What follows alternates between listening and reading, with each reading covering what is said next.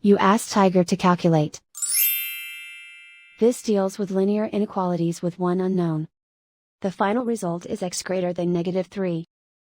Let's solve it step by step. Simplify the expression. Find the greatest common factor of the numerator and denominator.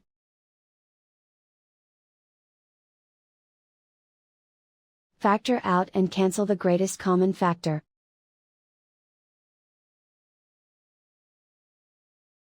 Swap sides.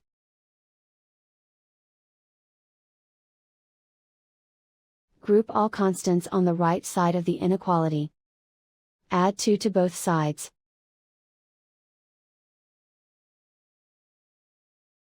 Simplify the arithmetic.